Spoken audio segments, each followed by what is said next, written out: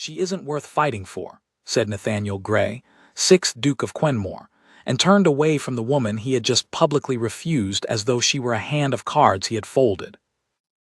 The words carried, as such words always did in a ballroom, over the strings and the fans in the careful murmur, and he felt rather than saw the little ripple of them spread outward, the indrawn breaths, the delighted, appalled glances, the swift bending of heads that meant the story was already traveling. He did not look back to see how the words had landed. It was beneath him to look back. He had said what he thought, and it was true, and truth needed no revisiting. His friend Lord Havers fell into step beside him as he crossed toward the card room. "That was cold, even for you." "It was honest," Nathaniel said. "Ashcombe's daughter, the elder one.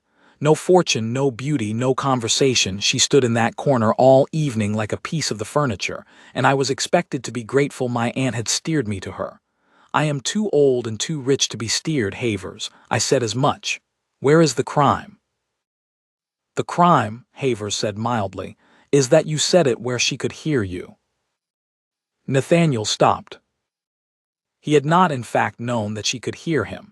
He had believed, he had assumed, without troubling to check, that Miss Ashcombe was across the room, that he was speaking to Havers in the low, careless tone men used for such judgments, that the words would reach only the friend they were meant for.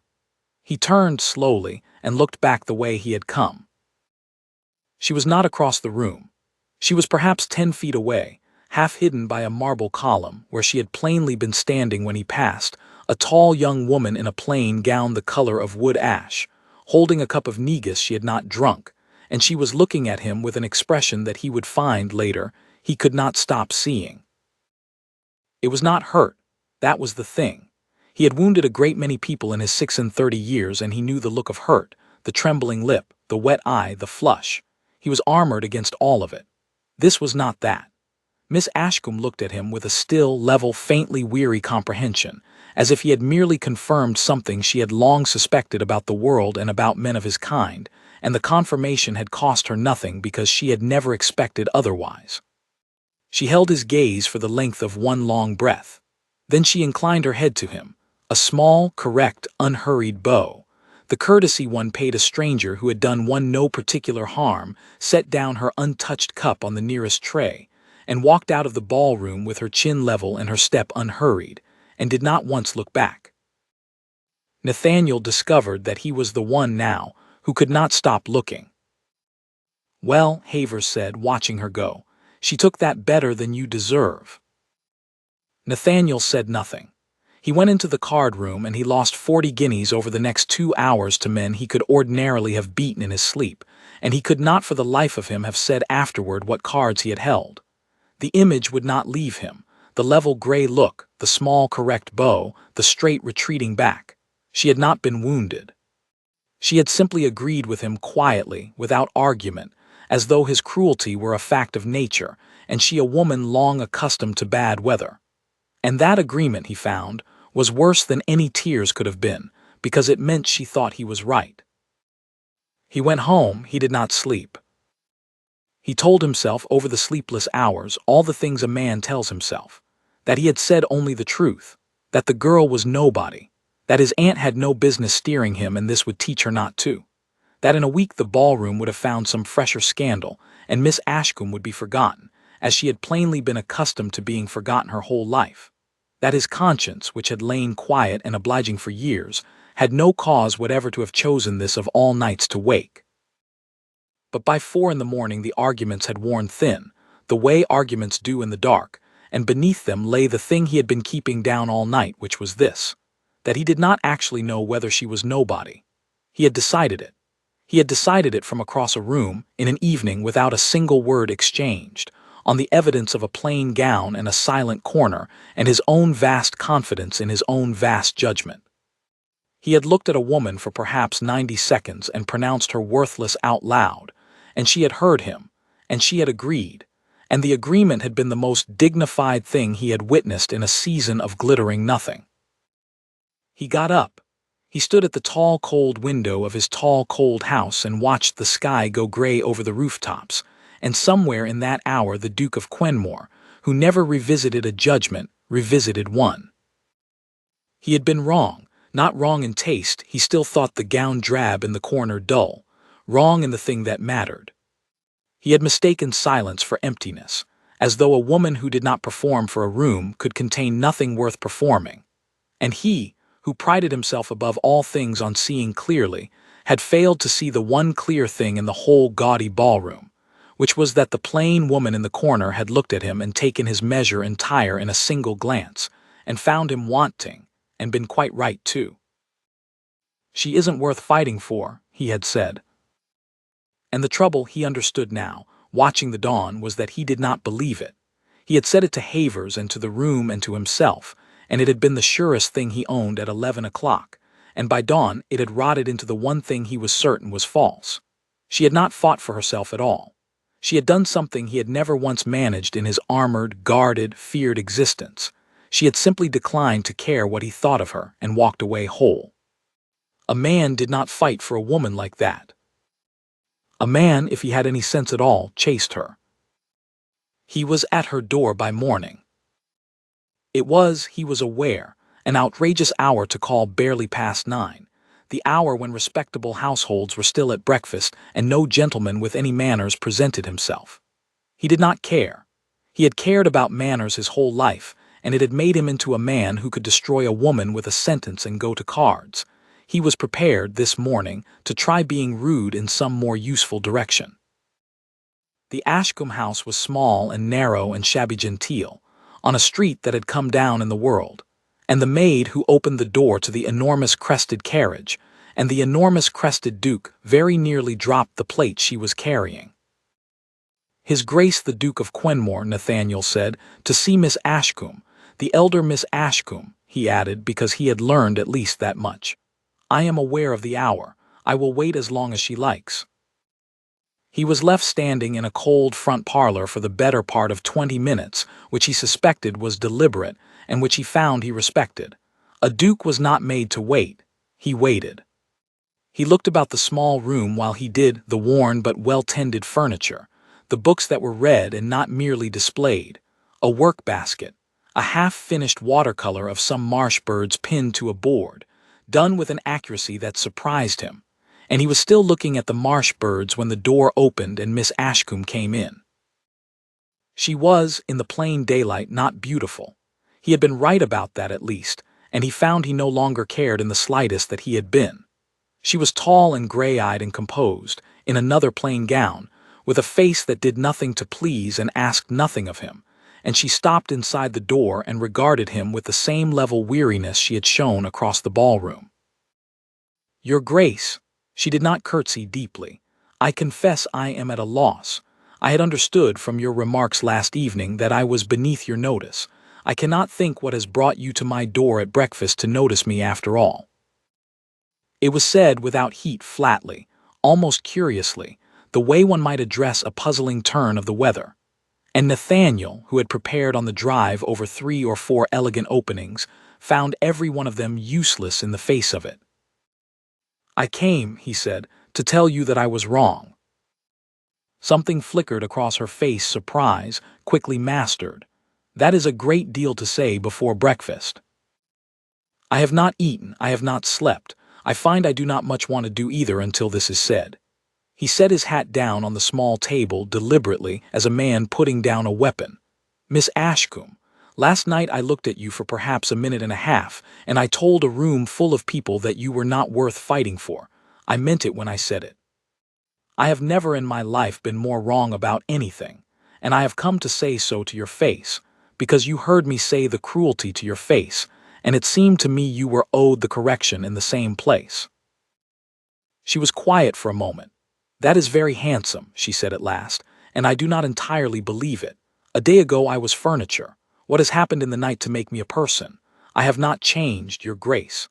I am the same plain woman in the same plain gown. If I am worth something to you this morning that I was not worth last night, then it is not I who have altered but your convenience, and I have been a convenience to enough people in my life. I would rather be nothing at all than be someone's changed mind." Nathaniel stared at her. He had come prepared to be forgiven, he realized. He had come, in his vast ducal confidence, expecting that the apology itself would be the thing, that a duke stooping to say sorry to a nobody was so remarkable a gift that gratitude must follow. And she had, in 3 sentences, taken that expectation and set it gently on the floor and declined it, and shown him something truer and harder underneath. "You are right," he said slowly. "Again, you have a habit of it that I am finding both maddening and necessary. I did not come to say I was sorry, though I am. I came to say I was wrong, which is a different and worse thing to admit, and I have not admitted it to anyone in a great many years." He drew a breath. "You have not changed, no. I have. Or rather, I saw last night when you looked at me and bowed and walked out that you had taken my whole measure in a single glance and found me a coward. And you were right.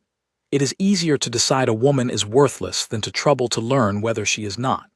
I have made my whole life out of that ease. I looked at you and saw a plain silence, and I called it emptiness, because to call it anything else would have required me to be curious, and curiosity is dangerous to a man who has arranged never to want anything he cannot buy." He walked to the pinned watercolor of the marsh birds. "You did this." "I did. It is nothing. I like the marshes." "It is not nothing. You have the bittern's eye exactly, the wariness of the thing, how it freezes and thinks itself invisible when it is watched. It is very good, and it is also, I think, a self-portrait, and you did not mean it to be." He turned back to her. "That is what I came to say. I was wrong. You are not furniture, and you are not empty, and you are certainly not a woman not worth fighting for. And having said it, I find I am not content merely to have corrected the record and go. I find I should like to fight for you after all properly, at length, and probably badly, since I have no practice. I should like leave to call on you, to learn the things I insulted you for not showing a room that had done nothing to earn them. Will you allow it?" Beatrice Ashcombe looked at him for a long moment, and he could not read her, and the not reading was itself a novelty. Women's faces had been open books to him his whole life, because they all wanted the same thing from him and arranged their features to get it. Hers wanted nothing. It made her, he thought, the first genuinely interesting person he had met in years. "No," she said. He blinked. "Not yet," she amended. "You mistake me, your grace. I do not say never. I say that you have offered me this morning a very fine and I think a genuine apology, and that apologies are cheap and reformations are dear, and I have no way at all of knowing which of the two you are. A man who can unmake a woman with a sentence in a ballroom is not a man I intend to hand my regard to on the strength of one sleepless night. You wish to call on me. Very well, but you will not court me. You will simply call, as a person on a person. You will earn nothing and expect nothing, and if in some weeks I find that the man who came to apologize is a man who exists on other mornings too, and not merely a whim you will tire of by the season's end, then we shall speak again. Those are my terms. They are not flattering. I do not mean them to be." Nathaniel Gray, 6th Duke of Quenmore, who had never in his life been set terms by anyone, discovered that being set them by Beatrice Ashcombe was the most bracing thing that had happened to him in a decade. "Agreed," he said. "Every word. May I call Thursday?" "You may call Thursday. Come at a civilized hour. And your grace," she opened the parlor door for him herself, a small pointed courtesy, showing him out of her house on her own terms. "Eat something. You look dreadful. A reformation on an empty stomach never lasts." He laughed, actually laughed, out loud in the shabby cold parlor, a sound so unfamiliar in his own throat that it startled them both. And he took up his hat and bowed to her, low, properly. The bow one gave an equal, and went out to his enormous carriage feeling, for the first time in longer than he could name, entirely awake. The first Thursday, he arrived at a civilized hour with nothing prepared to say, which was itself a discipline for a man accustomed to arriving everywhere with the conversation already arranged in his favor. He found her in the front parlor with her younger sister, a bright, chattering girl of 16 named Kasia, who plainly regarded the appearance of a duke in the shabby room as the most thrilling event of her life, and said so, at length, until Beatrice sent her out for tea with a look that Nathaniel recognized as the look of a woman who had raised a child not much younger than herself, and was tired in her bones from it. "She is very taken with your carriage," Beatrice said, when the door had closed. "You must forgive her. She is 16 and has never in her life seen anything so grand stop at our door, and she is quite certain it means our fortunes are made. I have not the heart to tell her that Duke stopping at the door is precisely the sort of thing that unmakes a family's fortunes rather than mending them, if the Duke tires of it in a fortnight, which they generally do. You keep telling me I will tire of it, Nathaniel observed. In a fortnight by the season's end. You say it the way a woman touches wood. I say it the way a woman guards a younger sister's hopes as well as her own. She poured when the tea came, with the economy of a household that counted its leaves. Kasia has one advantage I never had, which is that she is pretty, and pretty is currency, and I mean to see it spent well and not squandered on the excitement of the moment. If a duke's carriage at the door raises expectations we cannot meet, it is Kasia who will pay for it, not I. I gave up expecting things for myself some years ago. It is a cheaper way to live, and one is disappointed far less often. Nathaniel set down his cup. You keep saying that too, that you expect nothing. I begin to think it is the great labor of your life, expecting nothing, and that it costs you more than expecting a great deal would. She looked at him sharply, and he saw he had touched something, and pressed it gently, the way one pressed a bruise to find its edges. You paint marsh birds and sell them in secret and give the money to a household that does not know it is being kept alive by your hand. You raised a sister who thinks you dull and worries about her instead of thinking anyone might worry about you. You had one season a decade ago and it came to nothing, and you have arranged your entire soul since, around wanting nothing so that nothing can be taken from you. Have I got it right? The teacup was very still in her hands. You have got it, she said, low, closer than anyone has ever bothered to get it, which I find I do not much like, your grace, because I did not invite you here to be understood. Understanding is dangerous. It makes one careless. I have been careful a long time. So have I, Nathaniel said. I have been careful for so long that I forgot there was anything underneath the care to guard. You have reminded me. It is the least comfortable gift anyone has ever given me, and I would not return it for the world. He rose to go, because he had learned already not to overstay, not to press an advantage, to leave while she still half wanted him there rather than a moment after. May I come Tuesday? I will bring nothing and expect nothing, and I will try, if you permit it, to be a person you need not be careful with. It may take some weeks. I am out of practice at being safe for anyone, but I should like to try. He came Tuesday. He came over the weeks to know the small household entirely, the drifting scholarly father who surfaced from his books to shake the Duke's hand with vague courtesy and sink again, the bright sister whose excitement he took care never to feed with false promises, addressing her instead as a sensible young woman until, flattered, she began to become one. The maid-of-all-work whose wages he came to suspect were more often owed than paid, and whom he could not help without insulting Beatrice, and so did not, and only filed the fact away with a grimness he did not show. He learned the marshes, walking out to them with Beatrice on the fine days, standing silent at her shoulder while she caught a heron's stillness with 3 strokes of a loaded brush. And he learned to be silent with her, which was a thing he had never been able to do with anyone, having always filled silence with the sound of his own consequence. And slowly, he could not have said which week it happened, the careful thing in her began to ease. She laughed more. She contradicted him more, which he took, correctly, as a mark of growing trust. She argued him to a standstill over a translation, over a point of natural history, over whether he was as cold a man as his reputation or merely a lazy one, and enjoyed winning, and let him see that she enjoyed it. Once, walking back from the marsh in the rain, she took his offered arm without being asked, and did not let it go for the length of the wet mile home, and neither of them remarked on it, and Nathaniel walked that mile as though he were carrying something made of glass.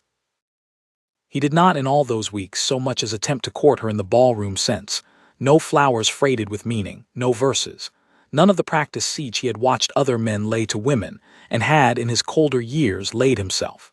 He had understood from that first morning that Beatrice Ashcombe could not be besieged.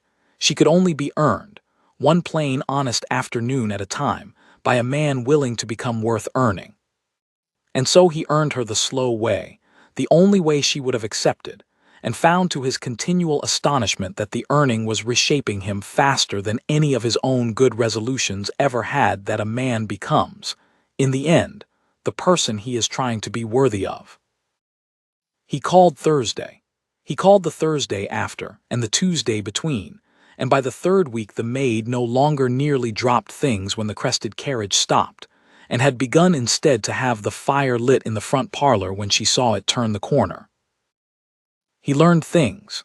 He learned them slowly, because Beatrice Ashcombe gave nothing away for the asking and everything, eventually, to Patience and Nathaniel, who had never been patient about anything, who had bought his way past every weight his whole life, found that patience with her was not a penance but a pleasure, like the slow uncovering of a country he had ridden past for years without once turning off the road.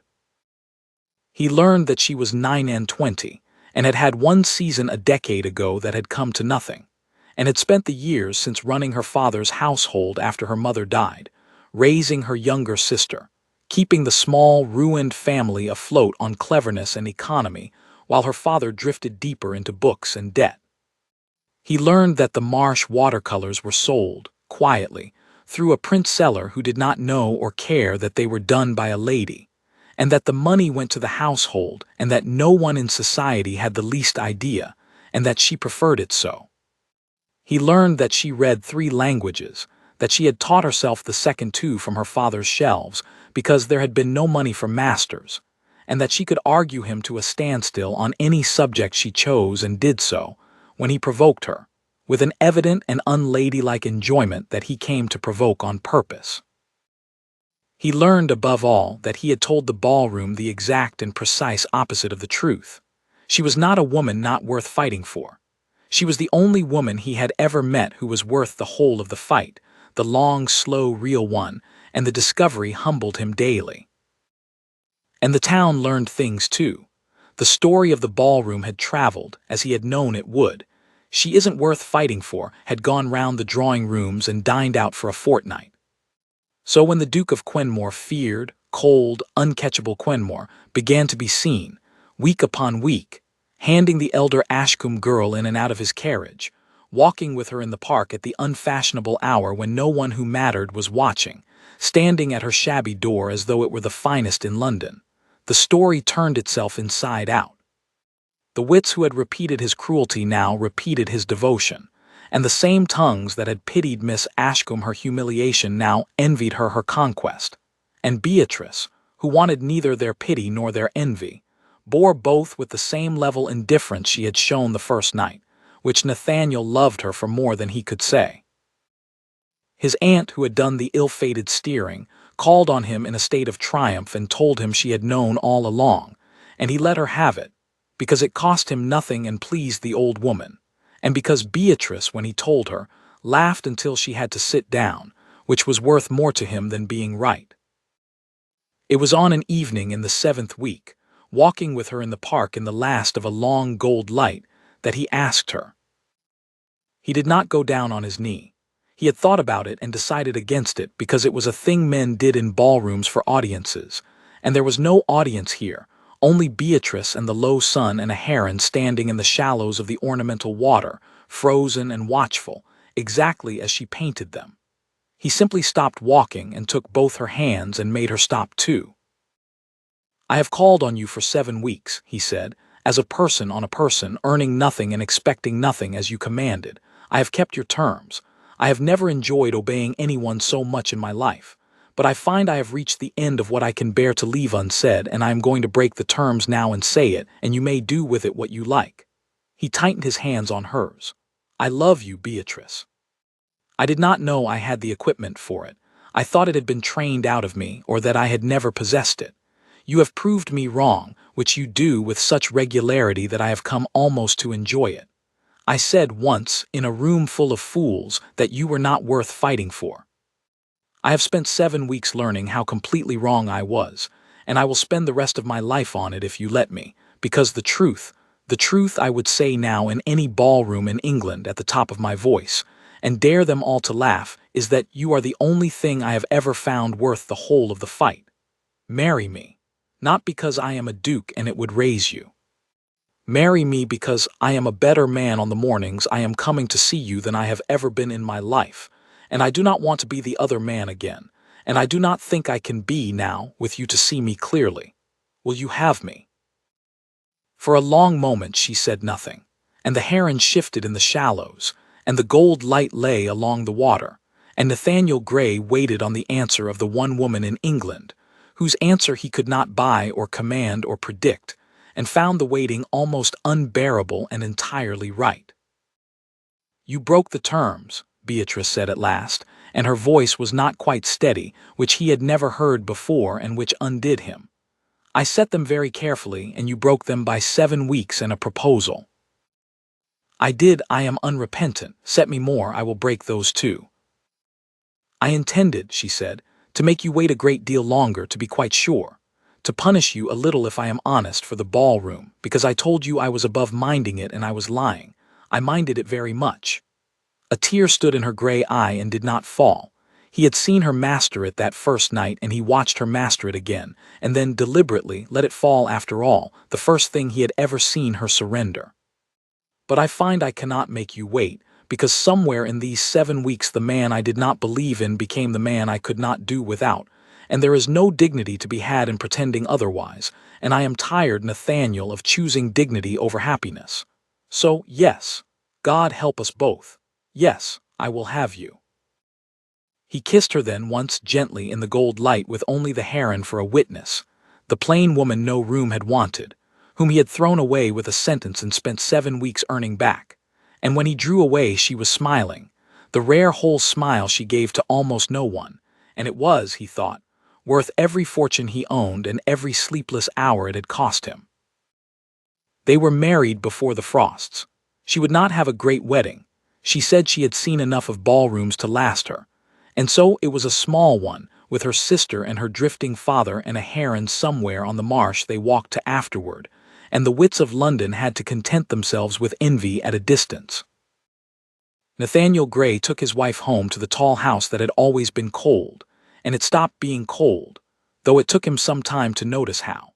And by the time he did, she had hung the marsh watercolors in the morning room where the light was best, and stopped selling them through the print cellar, because she no longer needed the money, and had at last a husband who told anyone who asked that his wife was the finest painter of birds in 3 counties, and dared them to disagree. "You are staring," she told him one morning, at the breakfast he had learned to take before doing anything rash. "I am," he agreed. "I am making up for a certain minute and a half in a ballroom in which I looked at you and saw nothing. I have a great deal to make up. I expect it will take the rest of my life." "Good," said Beatrice, and reached across the marmalade to take his hand. "See that it does."